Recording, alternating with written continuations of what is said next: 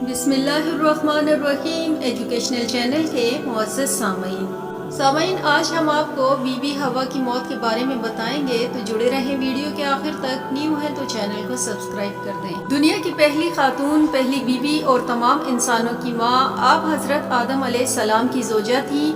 روایت ہے کہ جب حضرت آدم علیہ السلام کی تخلیق ہوئی تو تنہا ہونے کے سبب آپ بہت اداس اور بے قرار رہا کرتے تھے۔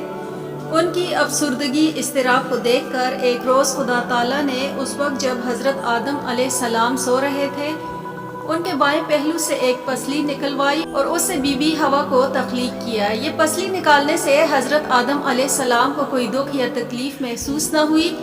دکھ اور تکلیف نہ ہونے کا سبب علماء کی نگاہ میں یہ ہے کہ اگر ایسا ہونے میں حضرت آدم علیہ السلام کو کسی طرح کی ایذا پہنچتی تو ان کے دل میں بی بی ہوا کے لیے ویسی محبت و اپنائیت پیدا نہ ہوتی جیسی کہ ہونی چاہیے۔ گویا میاں بیوی کے باہمی تعلق کو خوشگوار بنانے اور ان میں ہم آہنگی پیدا کرنے کے لیے مرد کو عورت کی تخلیق کا سبب بننے کے باوجود کسی طرح کی تکلیف سے محفوظ رکھا گیا۔ آپ کا نام حوار رکھا گیا، اس لیے آپ کو ایک زندہ ہستی سے پیدا کیا گیا تھا۔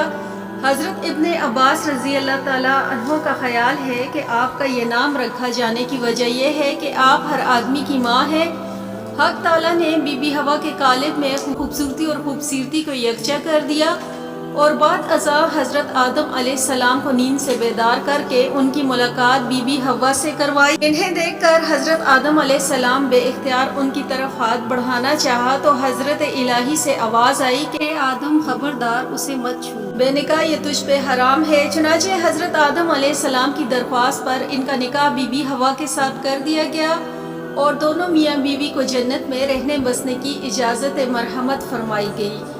انہیں اجازت دی گئی کہ وہ جنت کے باغوں میں سے جو چاہیں کھائیں، لیکن ایک درخت کے پاس بھٹکنے کی مناہی کر دی گئی اور اس کا پھل ان پر حرام کر دیا گیا۔ شیطان لعین جو حضرت آدم علیہ السلام کی تخلیق سے ہی ان کا دشمن بنا، ان کی طاق میں لگا بیٹھا تھا، ایک روز موقع پا کر وہ جنت میں داخل ہوا، بی بی ہوا کے پاس پہنچا اور انہیں ورغلایا کہ خدا تعالیٰ آپ کو جنت سے نکالنے کا ارادہ رکھتا ہے، اس واسطے آپ کو اس درخت کا پھل کھانے سے منع کیا، کیونکہ کوئی بھی اس درخت کا پھل کھائے گا اسے کبھی جنت سے نہیں نکالا جائے گا۔ اس پر بی بی ہوا نے ہاتھ بڑھا کر اس درخت سے 3 پھل توڑ لیے، ان میں سے ایک خود کھایا اور 2 حضرت آدم علیہ السلام کے لیے لے گئیں۔ حضرت آدم علیہ السلام نے بہت نانا کی کہ خدا تعالیٰ نے مجھے اس درخت کا پھل کھانے سے منع کیا ہے، لیکن بی بی ہوا کے مجبور کرنے اور ان کے لیے اپنی فطرتی محبت کے ہاتھوں لاچار ہو کر پھل کھا لیا۔ یہ پھل کھاتے ہی حضرت آدم علیہ السلام اور بی بی ہوا کی آنکھوں پر پڑے ہوئے حجاب اتر گئے، دونوں کی عریانی ایک دوسرے پر عیاں ہو گئی اور وہ ایک دوسرے کو دیکھ کر شرمانے اور منہ چھپانے لگے اور درختوں کے پتے اتار کر اپنی ستر پوشی کرنے لگے۔ بہرحال جو ہونا تھا ہو چکا۔ اس تقصیر پر حضرت آدم علیہ السلام اور بی بی ہوا کو جنت سے نکال کر زمین پر اتار دیا گیا اور جدائی کی سزا دی گئی۔ حضرت آدم علیہ السلام کو سراندیب میں اتارا گیا۔ جب بی بی ہوا جدہ میں نازل ہوئی، حضرت آدم علیہ السلام زمین پر آنے کے بعد نہایت شرمسار اور افسردہ تھے۔ پھر حضرت ہوا سے علیحدگی نے بھی بہت سخت پریشانی میں مبتلا کر دیا تھا۔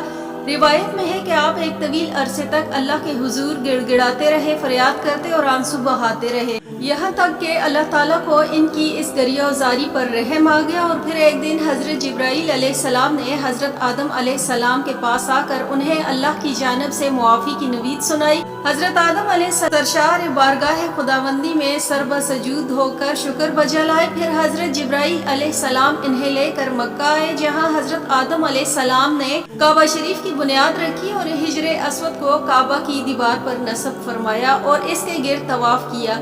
طواف سے فارغ ہو کر حضرت جبرائیل علیہ السلام انہیں جبل عرفات پر لے گئے، جہاں حضرت حوا تشریف فرما ہوئی، لیکن طویل عرصے کی جدائی اور حالات نے بہت سے جسمانی تغیرات پیدا کر دیے تھے، چنانچہ دونوں ایک دوسرے کو پہچان نہ پائے، جس پر حضرت جبرائیل علیہ السلام نے دونوں کا تعارف کروایا۔ چونکہ جنت میں واپسی ممکن نہ تھی، اس لیے حضرت آدم علیہ السلام کو حکم دیا گیا کہ اب وہ اسی زمین کو آباد کریں، یہاں کھیتی باڑی کر کے اپنے لیے رزق پیدا کریں اور اپنی اولاد سے اس ویرانے کو بسائیں۔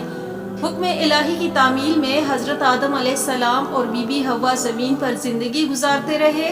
اور اس وقت کا انتظار کرتے رہے جب خالق حقیقی کی طرف سے واپسی کا اذن ہوا۔ حضرت آدم علیہ السلام اور بی بی حوا نے اپنی اولاد کو اللہ تعالیٰ کی اطاعت اور دین حق پر کاربند رہنے کی تعلیم دی۔ حضرت آدم علیہ السلام کی وفات کا وقت آیا اور فرشتے گھر میں داخل ہوئے تو آپ سمجھ گئے اپنی اہلیہ حضرت حوا علیہ السلام اور اپنے بچوں سے فرمایا کہ تم سب مجھے تنہا چھوڑ دو۔ اس کے بعد آپ اللہ تعالیٰ کی حمد و ثنا میں مصروف ہو گئے۔ فرشتوں نے روح قبض کی، پھر غسل دے کر کفن دیا، خوشبو لگائی، گھڑا کھود کر قبر بنائی۔ حضرت جبرائیل علیہ السلام نے ان کے بیٹے حضرت شیت علیہ السلام کو نماز جنازہ پڑھنے کا طریقہ بتایا۔ آپ نے نماز جنازہ پڑھائی۔ عام طور پر تاریخی کتب میں حضرت آدم علیہ السلام کی عمر مبارک 960 سال بیان کی گئی۔ حضرت آدم علیہ السلام کو جبل ابو القبیس کے غار میں دفن کیا گیا، جس کو غار الکنز سے بھی جانا جاتا ہے۔ جبل ابو قبیس اس دنیا کا سب سے پہلا پہاڑ ہے جس کے دامن میں کعبۃ اللہ ہے اور اس کے دامن میں محلہ بنو ہاشم ہے۔ داراندوز سے لے کر بنو ہاشم کے سارے گھر جبل ابو قبیس کے دامن میں ہے۔ اسی جبل ابو قبیس کے دامن میں حضرت بی بی آمنہ کا وہ گھر ہے جہاں حضور نبی رحمت اللہ کی ولادت باسعادت ہوئی۔ یہیں پر حضور صلی اللہ علیہ وآلہ وسلم کا بچپن گزرا۔ اسی پہاڑ پر کھڑے ہو کر حضور اکرم صلی اللہ علیہ وآلہ وسلم نے چاند کے 2 ٹکڑے کیے تھے۔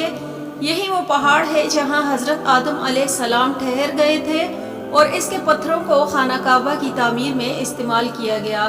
اس پہاڑ پر حضرت آدم علیہ السلام کی قبر مبارک بنائی گئی۔ ناظرین گرامی، حضرت آدم علیہ السلام کی وفات کے ٹھیک 1 سال بعد حضرت بی بی حوا بیمار ہو گئی۔